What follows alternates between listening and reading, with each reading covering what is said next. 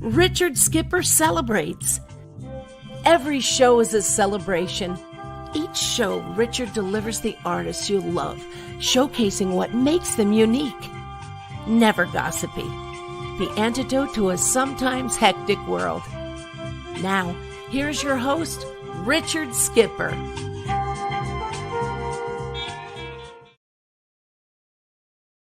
Happy Friday, everyone, and welcome to the latest edition of Richard Skipper Celebrates. And this also happens to be my 100th episode. When I started doing these interviews on these celebrations back in March, I did it in response to COVID-19 and the pandemic. At that time, New York was shut down and we were pretty much in isolation. And I wanted to do something to keep myself out there. And I love celebrating other artists. So I started. I started originally with a podcast, which eventually led to where we are right now. And my very first guest was Leslie Ann Warren, who I grew up loving as my one and only Cinderella. Rodgers and Hammerstein's 1965, and I'm old enough to remember when it first aired. I've had the wonderful opportunity to celebrate so many people over the past X number of months. I've lost count of the months. But I want to thank each and every one of you who have supported me on this journey. Those of you who have tuned in, those of you who have been on the show, and those of you who have suggested other people to me. I have found people through various sources. And our next guest today, who I'm very, very excited about, we've never met until a few minutes ago when we saw each other for the first time face to face. I'm going to tell you a little bit about James. I first found out about James through our mutual friend, Dale Shores, who I had the good pleasure of interviewing a couple of weeks ago. And Dale sent out a tweet saying how proud he was of James for writing this book and telling his story. And when I started doing a little research on James, the book had not at that time come out. It has since come out, hasn't it, James? It's actually going to be widely released on January 26th. January 26th. So there are two very interesting things that are happening today. Number one, as I said, this is my 100th episode, but this also happens to be James' first interview.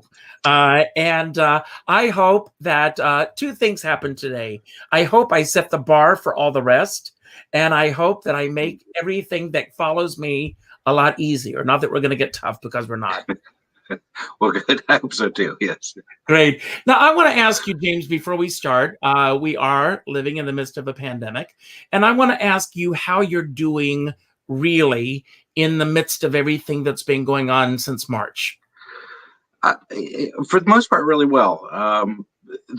My life, since the second death of my second husband, which it was almost 7 years ago next month, which I've been working from home.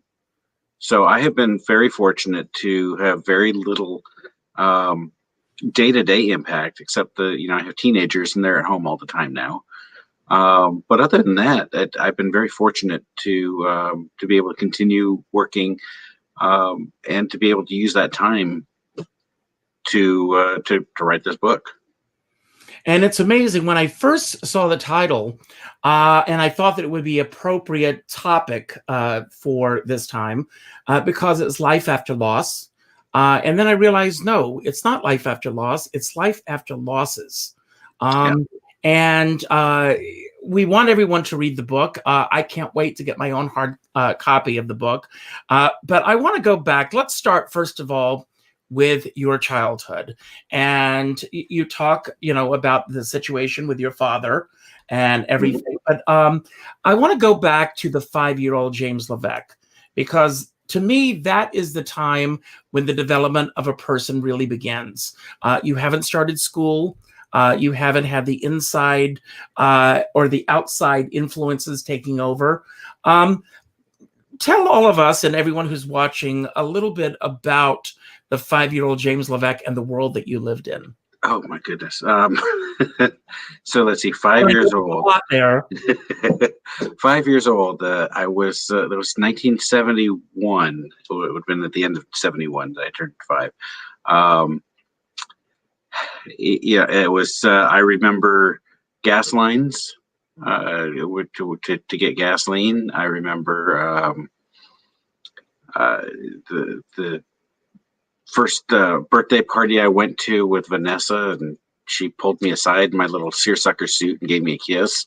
And I was in shock. Um, yeah, geez, 5 years old. I think that was also the year that my grandparents came over from Germany to visit with us. And I remember my grandfather had a very unusual wave. He waved like this whenever he'd wave goodbye, and I later made a connection that it almost looked like he was flipping us off. And I know he wasn't. Maybe he was. Who knows? At 5, I was pretty sweet. I would pick flowers from my neighbor's yard and give them to my grandmother or my mother. I was a sweet, emotional, clingy little boy. I loved my mom. Well, when I was reading about that first kiss, it made me laugh because Vicky Kahela, if she's watching, tried to kiss me on the back seat of the school bus, and I wasn't having it. Only if they knew. And you talk about this, of course, in your book, but brothers and sisters, you have let everyone know. Yeah, I have an older sister, a younger brother, so I'm the classic middle child that suffers from middle child syndrome. Overachiever, I guess, is what I'm referred to as. Didn't always get along with them, quite frankly. And my sister, over the last several years, we've gotten very close. She has read the book since I've had it printed. And she knew about that. I mean, what was her take reading the book? I tell this story because I have a one-man show about my journey from South Carolina to New York.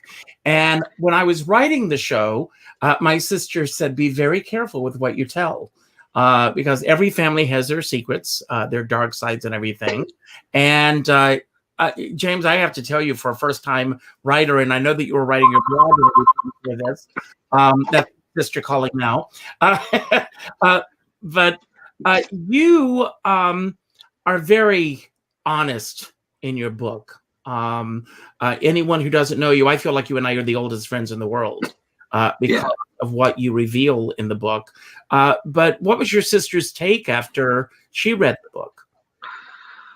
Her response was she almost felt guilty because she didn't feel like she was part of my life enough to know all of the things that I write about, frankly. And it was, that she didn't feel like she was there for me when I really needed to have somebody there for me. Mm-hmm. And at this point in her life, I'm there for her because she's been dealing with cancer for the last several years, and just needs some additional. She needs additional support in things, and I'm there for her, and she's there for me. But it's been, I'm going on 54, and she's a little older than I am. But there was a number of years where it was a kind of a strained relationship. She had become a born again Christian, and when she found out I was gay, that caused a whole lot of problems. But then she eventually got used to it. Probably because she knew of my first husband, and she was very close to him. Now, before we get to your story, as you said, the book has not actually come out yet, but I am sure that, as you did with me, that you've shared the book with several people. You shared it with me for the purposes of this interview. But who have you chosen to share the book with? And what is the biggest surprise that people are finding out about you from reading the book? Oh boy. Well, I pulled back and I looked at people that I knew that could give me different viewpoints of how I told the story. One was Del Shores, obviously, master storyteller. I wanted to get his view as a storyteller. And how do you and Del know each other? Oh well, that I was one of the associate producers for A Very Sordid Wedding. We became friends after my husband passed away. I was working with Levi Christ, Tony Award winner for $1 Million Quartet. He originated the role of Jerry Lee Lewis. So he had been he'd commissioned, or I had commissioned him to write a song in my husband's memory. And so Levi and I got to talking. We became friends. Somehow I got connected with Del again. I'd first seen Southern Baptist Sissies many years ago in LA. And I'm sure we had met back then, but I didn't remember it. And so that's how I got acquainted with Del. We started working together on A Very Sordid Wedding, and I consider him a dear friend now. Did you know that you were writing this book? He did not. Well, no, I don't think anybody really knew until after I was ready to have people read it. But it's also a book that's been over 20 years in the making. And as I had discovered over the second loss, there's a lot of similarities in how we grieve and how we get beyond what we're doing. And I thought, now in this time when I am basically stuck at home, now's a good time to use that time and tell the story, because now I'm ready to tell it. Now, you wrote that back in 1995, if you had told anyone that you were writing a book, they'd be shocked that you would. Have you always, in the back of your mind, been a writer, or was this something that you felt compelled to put your story on paper and out into the world? I used to write in high school, and I had thought of writing children's stories, and I had a children's story written many years ago about an inchworm in the big city, but it never went anywhere. It was a release for me. So after my first husband died, it was a way to get thoughts out of my head, and I went to journaling, and that was in 1995, as you mentioned, and so I assumed at some point in 97, it had been 2 years afterwards, after his death, and I thought, now might be a good time to start telling a story. And so I had actually taken all of those journal entries and added commentary, with the benefit of 2 years of hindsight or a year or whatever. And as a fresh 30-year-old, I thought I knew plenty there was to know about grieving. I know I was. And so, it after the second one, 20 years later, it was the things were clicking in my head. The connections were being made. And then I finally felt ready to tell. But I had asked Del from a storyteller's perspective, what do you think this is? Levi is also a good friend of mine. I asked him also. He has a podcast, the Church of Christ podcast, where it talks about the spirituality of a being. And so I asked him to kind of take a look at it from that perspective. I've been working with a guy named Scott Smith over at Motivation to Move for 10, 15 years. And I asked him to look at it from that kind of a hopeful perspective, of a motivating perspective. And then I asked a woman named Laura Gregory, who is the CEO of Hopeful You Now, and asked her to read it to kind of see if there was what kind of positive messages were coming out of it. because I wanted it to be a positive thing. I didn't want it to be a negative. And so all of their testimonials I put on the website, and it's just it's nice to get that kind of feedback, because I think I accomplished the goal that I was trying to write about, which was to make it a compelling story, and to be able to provide some advice. Was there any particular moment with everything in which you decided that you wanted to start keeping journals to document your journey? Well, the first time around, yeah, I'd gone to a support group. Well, let's back up for just a moment so that Sure. everyone is aware of what happened. And this is what your book is about. You had a wonderful long-term relationship with a man named Bob, and then he went through an illness, and he passed away. And then you, as we all try to do, get through the grieving process, go on, you start a new life, and you meet another man also named Bob. And after a certain number of years, he passes away. I'm going to tear up thinking about this. And you going through support groups, everyone, we all go through this every day on Facebook, especially now. We are seeing posts where people say that a loved one or someone they love has died of COVID or something else. And all of us, there are no words. We don't know how to respond. Do we say, I'm sorry, I'm there for you, whatever? What is it that they want to hear? Because we don't always know what they want to hear. And it's even losing a pet, anything that you love dearly, and it's put out there.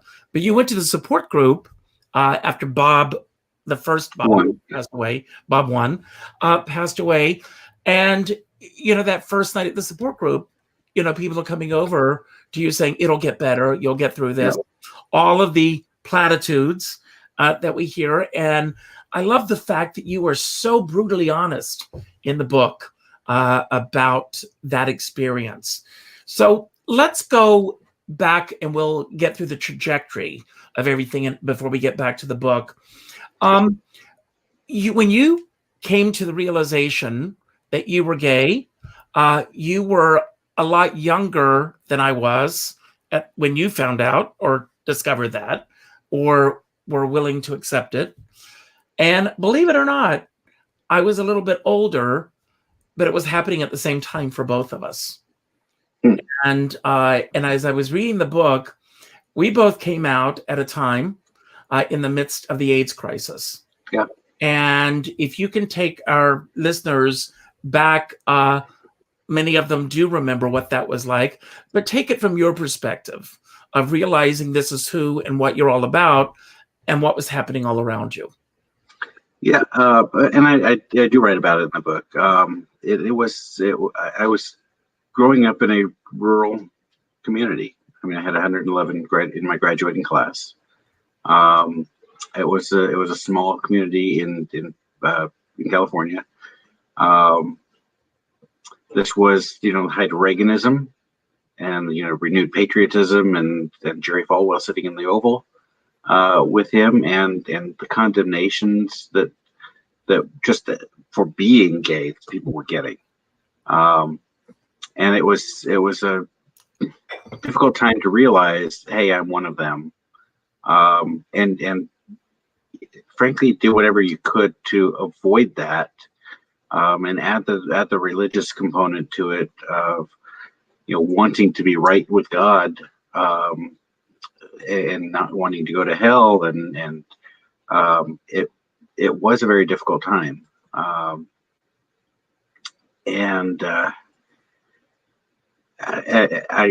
I graduated, I realized, or I learned of at least one other gay person in my inner circle of friends. And we never talked about it when we were in high school. Nobody talked about this stuff back then. That was 35 years ago. Nobody talked about it. And I wonder how our lives may have been a little bit different had we known about each other. Don't you So envy we could. kids that are coming along now? Who, I mean, it's Oh still God, no. no. Well, I do. I mean, it's not easy for any, but the fact that there are LGBTQ groups in school, and that there are. I mean, I didn't know growing up on a farm in South Carolina. Our backgrounds are very similar. Yeah. Well,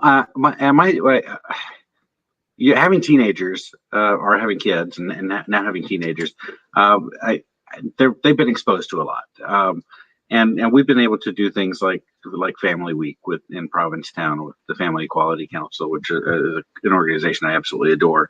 But one of the things that I find interesting nowadays is how much more open we are as a society to talk about these as issues. And I don't know that in some places that's a good thing. In some places it's not so good. But my daughter has a friend who's trans, and I am so proud of him for being who he is. Again, we're in a small community, and just being able to live his life. That I see him on stage in the choral concerts or whatever, and I get emotional because I'm so proud of the fact that he can live his authentic self, Mm-hmm. and that our youth mostly can. I mean, it breaks my heart every time I hear about a kid getting kicked out kicked out of home for being gay, but I think for the most part, we seem to be making some really good strides in making life easier for the young people who are struggling with understanding and making that reconciliation of their sexuality. The coming out process is very difficult for anyone. And the biggest thing that we all fear is how those that we love are going to respond to it. What was your process like coming out? My mom, yeah, because I didn't really remember all of the nuances of this, and so we had always been very close. And when I did finally come out to her, she was worried, of course, because we all got AIDS, and she was just worried that I wouldn't be happy. Of course, it's not anything that a parent wants to hear their child say, but the main thing that she reinforced the fact that she loved me. And compare that to my sister, who was, at that point, becoming a born again Christian and kind of on a judgmental side. She now credits the fact that I had that relationship with Bob one as opening her eyes and understanding and realizing that there's real love out there, and that it's not just a sex act, it's love. And how long after your coming out did you and Bob one meet? It had been about 3 years. So yeah, I think it was about 18 when I came out, or when I finally admitted it. I'll put it that way. And I met him when I was 21. And if you can take us back to building a relationship and building a life together. Well, the funny part was that I needed to find a roommate. I was living with my sister. We both decided that we were going to move to the coast, and I was going to good school. She just liked the beach, and we wound up renting a place together. And then she wound up pregnant, so she was going to get married, and I needed to find an apartment, or I needed to find someplace to live. So I went to our local gay and lesbian resource center. Back then it was GLRBC, but and there was an ad for looking for a roommate in a house with a man and a woman, both gay. And so I figured, you know what, if I'm going to live my authentic self no better way of doing that than living in a house with people like me. Mhm. So I moved in, and it was a number of months later that our female roommate said, you two flirt a lot together. Maybe that's something. And she tells Bob one this because they knew each other longer than me. So one night he pulls me aside and suppose I was about to go to bed, and says, Patty says that we flirt a lot together. Is there something here? Is there something that we can work on? And yeah, there was. And so we had 7 years together from that point. It was, we had everything from building a house and building a life and getting jobs and dogs. Everybody has building a relationship. Yeah. We had our four-legged kids. We bought a house together, and then that lump showed up. Can you take us back to that? Do you mind? And explain, letting everyone know what happened exactly. And all of this, of course, is detailed in the book. Yeah. So yeah, he had, and I'm convinced that this is related to his chosen career path. But he had worked as a landscaper in landscape design. And it was in February that we noticed the lump in his leg. And it turned out to be lymphoma. And after we got the biopsy, and they said, "Oh, and by the way, you're HIV positive," which completely surprised both of us because that was just not even on our radar. Were you with him when he got the news, or did he bring? Yes. Okay. Yeah. We were. We were very close to that. Connected at the hip practically through all the medical stuff. To the point where I was giving him some shots that he needed before he passed away. And yeah, so they sat us both down, and I told him he was HIV positive, and the blood drained from our faces, and we wound up getting tested again, making sure that those were results that were accurate, and I had not been tested at that point.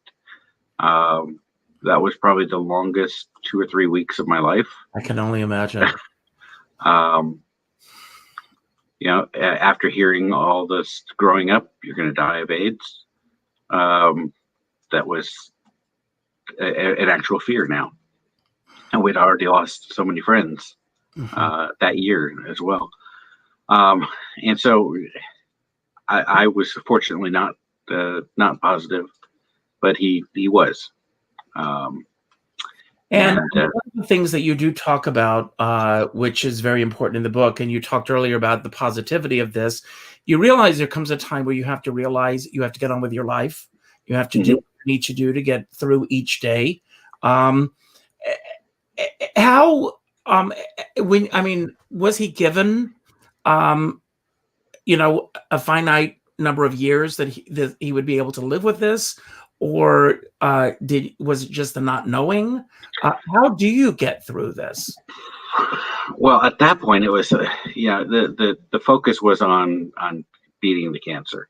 So we focused on chemotherapy, radiation therapy, and trying to deal with that. That was before the cocktails were really more effective. I guess they became more effective following. And so that was the main focus, was to try to get him through the cancer.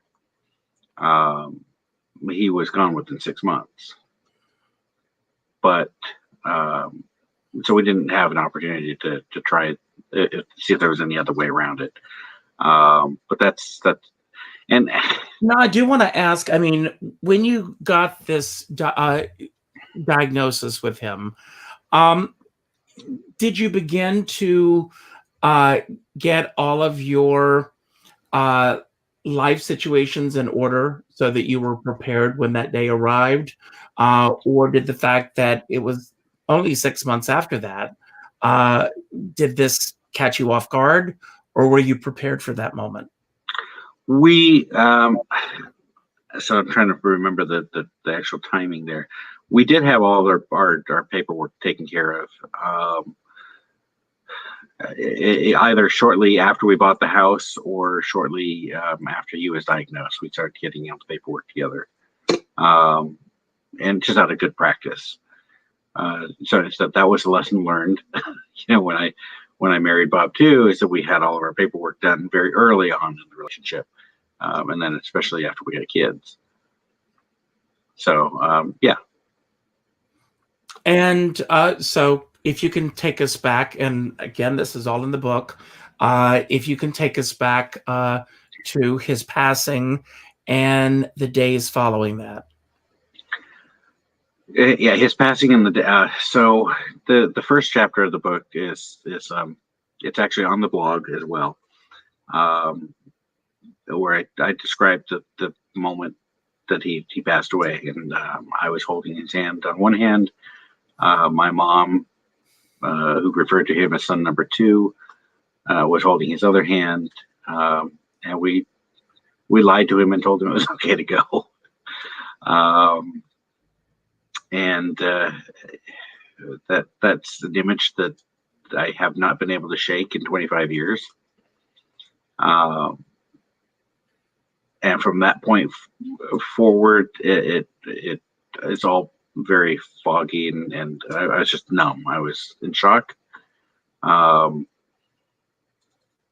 was probably drunk most of it, to be honest. Which is understandable. Which is also in the book. That's not one of the coping techniques that I recommend. Well, you refer to that, in your introduction. Yeah, I do. I tried to be as honest as I could with the book. It's amazing, and then shortly after that, you began to reach out to for grief counseling and everything. And if you can take us back to the process of going through that.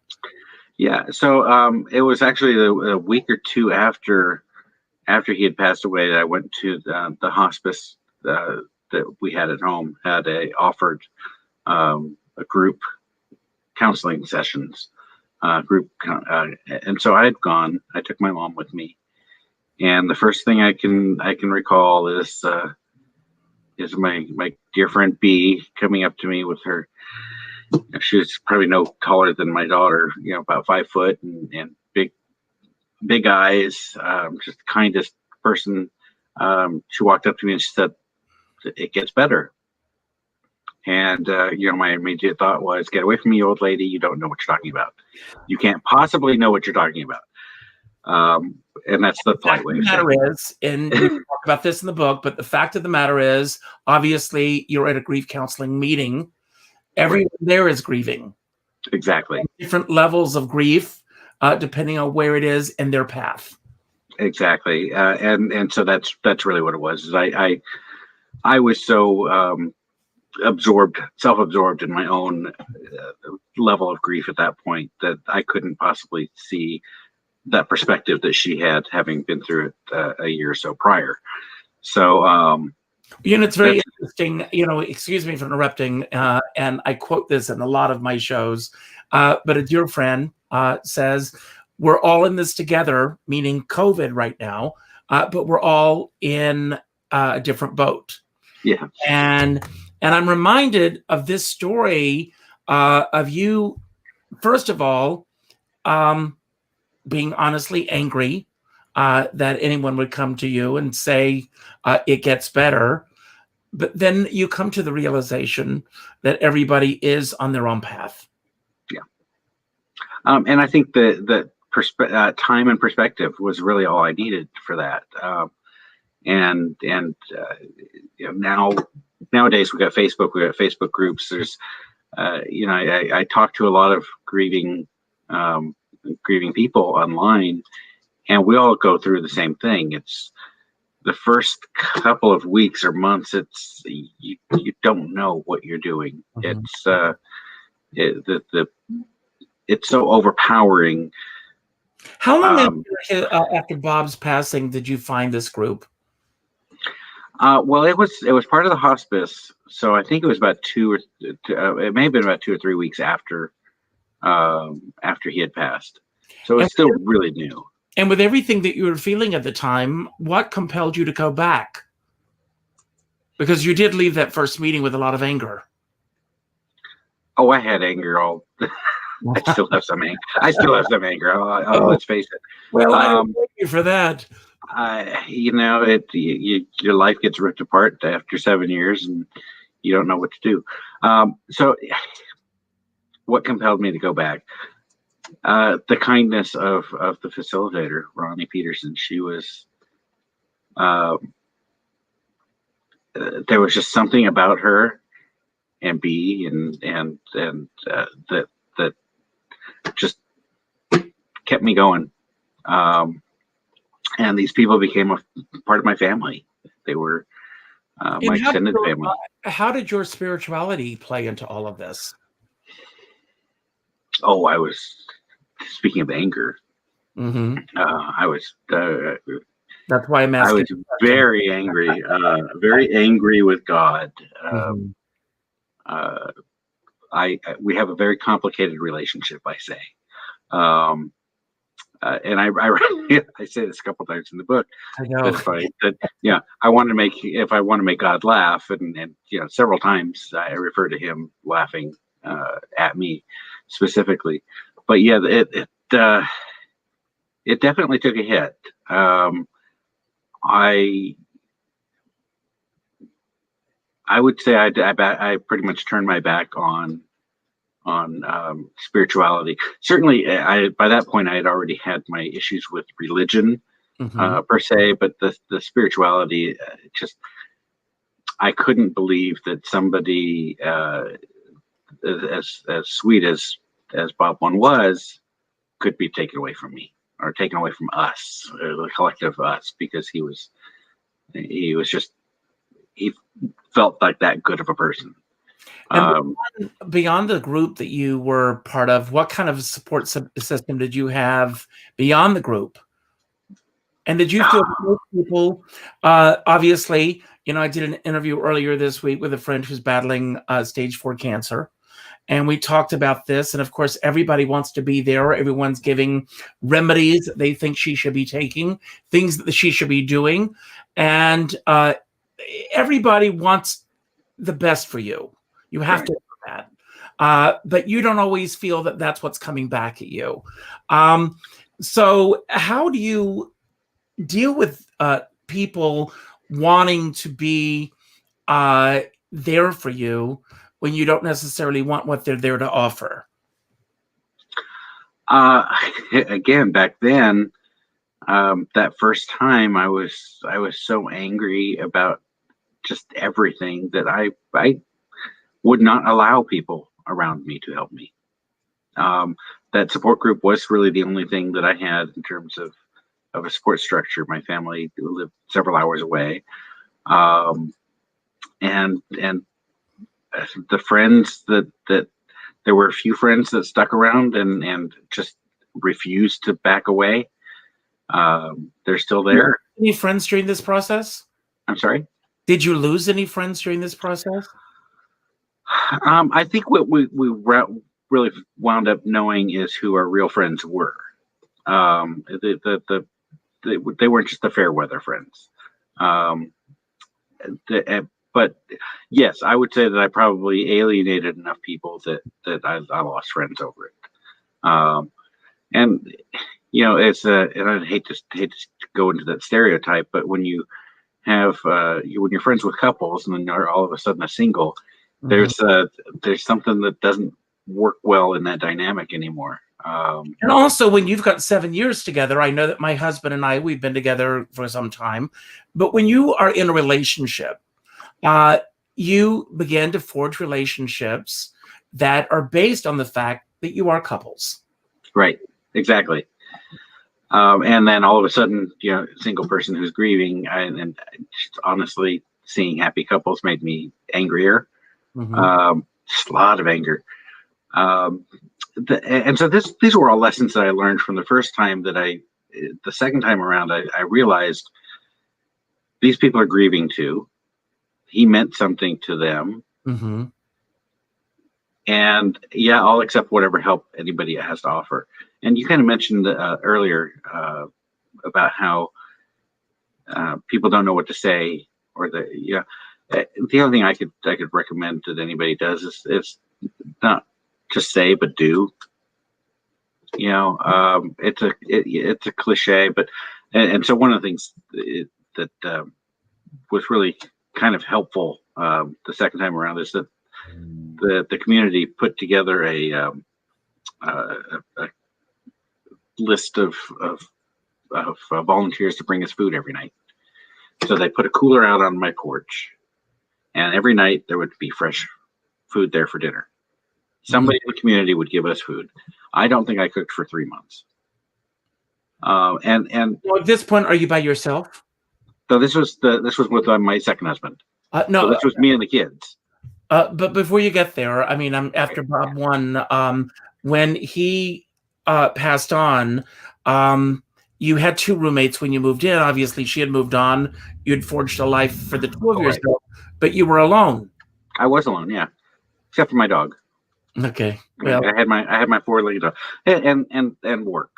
I was either working or coming home, drinking, and doing things around the house. Well, it was a brand new house. And then how long after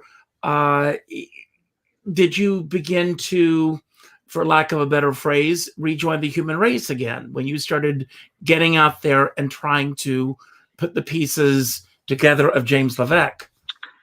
It was well over a year. And I would say it's probably closer to the 2-year mark that I finally felt, at that point I was 30. I thought I've still got a lot of years left in me to be so angry. And this may sound like a silly question, but when you started dating again, did you feel somehow on some level that you were cheating on Bob? Oh yeah, absolutely. And we had talked about the possibility of having a relationship while he was still alive, or as he was dying, but he was still alive when we talked about, he wanted me to move on. He wanted me to find somebody, didn't want me to be alone, but still, yeah, it did feel like cheating. The first couple of times it was, and you couldn't help but make the inevitable comparisons, either in mannerisms or looks or likes and dislikes, those kinds of things. It was, yeah, absolutely. And then how did you meet Bob too? So around that 2-year mark, I had decided that it was time for change because I wasn't changing. So I did a massive change. I quit my job. I got a new job doing consulting. I was traveling for work. I went to work in Memphis. I was going to be there for several months on a project, and this new thing called AOL was there. And so I went to a chat room and I said, "Hey, I'm going to be working in town for a few months. I don't know anything about the city except for Elvis and barbecue. So can somebody show me around?" And he responded, "Yeah, I was about to go to church, but I could show you around." Like, okay, that's cool. He drove me all around Memphis and was at the outskirts, kind of give me the lay of the land. And then afterwards, he's like, "Would you want to go on a date with me on Wednesday?" And that was not expected. You had been dating a little bit prior to that. I had been dating. I had been having some experiences, yes, Mhm. before that. Okay. But I wasn't expecting to find somebody in a strange town. You Uh, were looking. I wasn't looking. Mhm. And so he asked me to go on a date with him, and I said yes. And um, on the second date, I think he brought a U-Haul. It seems like, um, yeah, because I had an apartment down by the river, and uh, we went out to a brick oven pizza place on that Wednesday. It was a lovely evening and the company, and he pretty much wound up moving in shortly thereafter. Did Uh, you feel that it was too soon, or did you feel that this was just a natural progression of the way things would go? and in hindsight, it was probably too soon, but at the time, no, it felt very natural. It felt like the right progression. It was a good fit emotionally. Um, it the only thing that kept me kind of at bay a little bit was the fact that I would lived in California and he lived in Tennessee, um, full time, and I wasn't going to have a long distance relationship. I'd already been there, done that, bought the T-shirt, sold at the yard sale. Um, it's so I would that, but then he said that he would move, and yeah, that added another layer of And again, you start building life, credibility. and you have children from this relationship. Yeah, we became foster parents, and foster to adopt parents specifically, and we adopted two great kids. Well, they were babies at the time. Mhm. Our daughter was 2.5 months old when she was placed in my arms for the first time, Oh, wow. and our son was 7 days old. Um, and yeah, so we took care of them. The adoption was finalized in what was it, 2015? Mm-hmm. No, it couldn't have been 2015, 2005. Okay.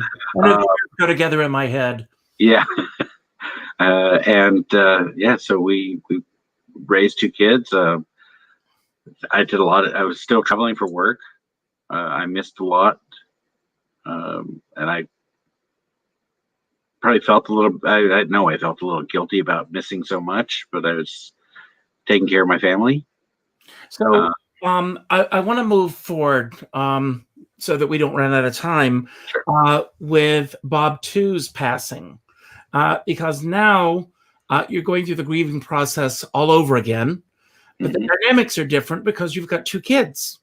Right. You have to take care of as well. So how long were you and Bob Two together? We were together 15 years. So we first met in October of 1998. Mm-hmm. He passed away in January 24th, 2014. And so the book release is kind of in honor of him because it'll be on 2 days later. On that, it'll be the same week. Mm-hmm. 7 years later. So yeah, he had a couple of back surgeries and had become addicted to opiates at one point, which I talk about in the book, Mm-hmm. kind of at length, I think.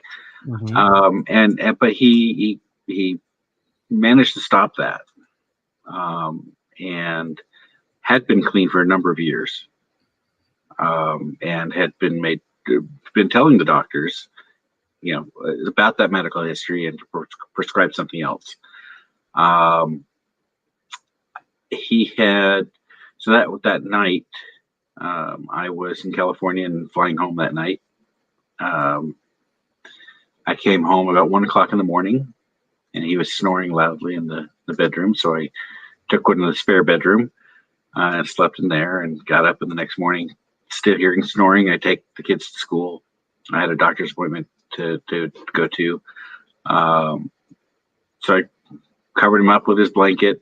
I knew he had been suffering from pneumonia as well. So I covered him up. He's still snoring. I leave. I came home.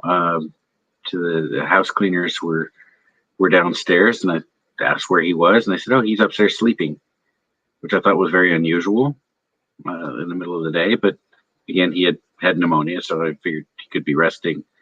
And I got upstairs, and he was non-responsive, and that was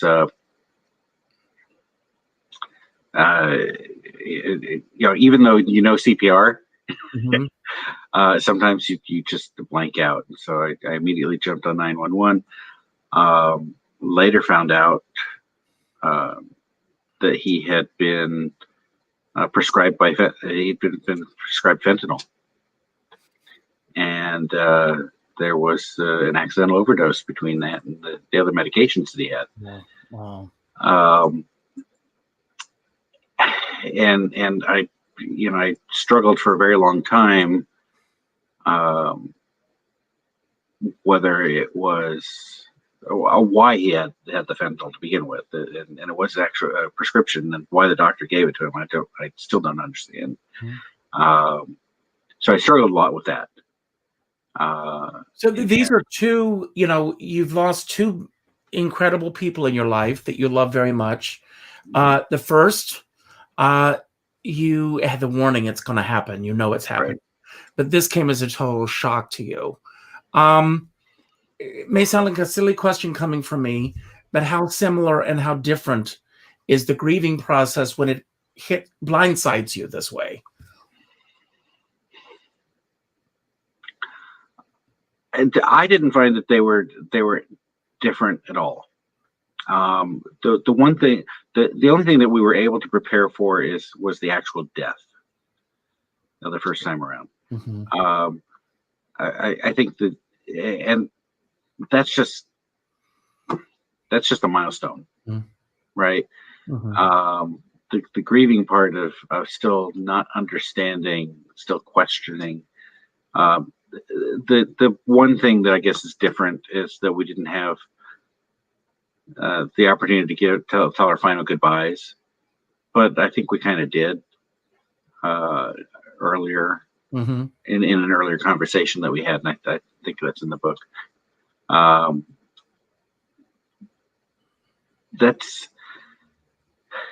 think that was. I'm not sure there was a lot of difference. The difference was in how I processed mm-hmm. the grief, and I had kids now. I had to model that behavior for, mm-hmm. And I wanted them to learn appropriate ways of grieving and remembering, and yes, it's okay to be angry, and it's okay to cry, and it's okay to do both. It's okay to miss somebody and hate them at the same time because they left you. And so I didn't find a difference in terms of grieving, and I'm assuming, at least based on other anecdotal evidence that I've talked to people, whether it's suicide or any other mm-hmm. way of death, it's you still have to cope with them not being there, whether you knew it was going to happen or not, right? Now, we are almost at the end of our show, but there are two questions that I have to ask. First of all, where are you now with everything? I think I am in a very good space. Mm-hmm. I feel good about getting this story out there. I think that my main focus right now is to try to help people who may be going through something like this, and show them that there really is something out there. Spiritually, I'm a lot more connected now than I was. God still laughs at you from time to time. What's that? I said God still laughs from time to time. Oh yeah, that's true. But so even what I'm finding is that I'm filling myself with positive people, mm-hmm. And the more positivity that I'm getting from other people, it's the more I can put out. And I've had the the benefit of looking back and thinking, I could have done this differently and I could have done that differently, but I'm doing it now because I've learned. And I think that's the big lesson, is that you can learn to redirect your mind a little bit. I mean, you don't have to. And I wrote about this on a blog the other day. You make a conscious decision each day how you want that day to be, and you work towards that. If I want, so on our anniversary, I want that to be a positive day. I want to have good memories. I don't want to be sad because he's not there. I want to be reminded of, the gorgeous cake that we ate, or the uncomfortable temperatures in the 3-piece tux. It's that kind of stuff. I try to focus on the positive side. I can't change the past. I can't change the negatives, but I can certainly affect how my brain will attempt to get through today. Well, James, I have to say this. You inspire me on more levels than you probably even can imagine. And I appreciate your honesty. I appreciate the fact that when I reached out to you to do this interview, that you said yes without hesitation. At least I didn't feel any hesitation. But and I reached out based on what I was reading through Dale Shores. So Dale, thank you for this. And then going on and looking you up and reading a little bit about your story. I can't wait to get a hardcover copy of your book, and I want you to sign it for me, because you are going to inspire more people than you possibly know, and that's important. I want to thank everybody for being here today. James, I hope it was nice for you. It was. It was just like you described it, sitting with an old friend. I said I just want us to sit and just chat. I want to thank everybody who tuned in today. If you enjoyed the show, and I hope you did, I know it was a very heavy subject to talk about today, but it's a subject that we all go through, and it's a subject that we need to talk about. And thank God for James' courage to put these words on paper, so that other people can go, yes, I've gone through this. I know what this is like. Or hopefully preparation for those of us who will go through it eventually. That's my hope with this book. So if you all enjoyed the show today, and I hope you did, please go to my website, richardskipper.com, sign my guest book with your thoughts about the show. That helps to boost this show in other markets and to keep me going for the next 100. Thanks for being 100 today. I also I want to let everyone know, if you are around tomorrow afternoon at 3:00 Eastern time, I will be celebrating Mark Allen. Great comedian. He's had his own bouts, which we will talk about, and just an amazing man himself. I also end every show by telling everyone to go out and do something nice for somebody else without expecting anything in return. If you're able to do so, I know it's a difficult time for all of us, go to your favorite bookseller and call and order 2 copies of James' book. Keep one for yourself and give one to the second friend on your Facebook friends list. And let's get James' message out to as many people as we possibly can. And James, before we end the show, I want to give you the final word. Anything that you want to say to build upon anything that we've talked about today that you want to add to, anything you want to talk about that we didn't talk about that you wish we had, or just any message that you want to put out to everyone who's watching at this time. And again, thank you. Oh, thank you. I really do appreciate that you reached out. The only thing I could really add to is that there really is life after a loss, and I know that it can feel very dark when you're in the middle of it, but there really is a light at the end of it. And I always I always suggest people to seek professional help, or to just reach out to somebody and talk to them.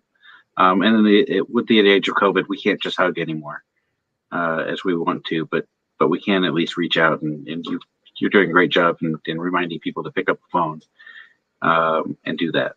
So. And will you promise me that you'll stay in touch? I'm sorry? Will you promise you'll stay in touch? Absolutely. I will go like you on my Facebook. I will go Facebook like you. Thank you so much. Thank you. Thank you. Goodbye, everybody. Make it a better tomorrow. Thank you. Thank you.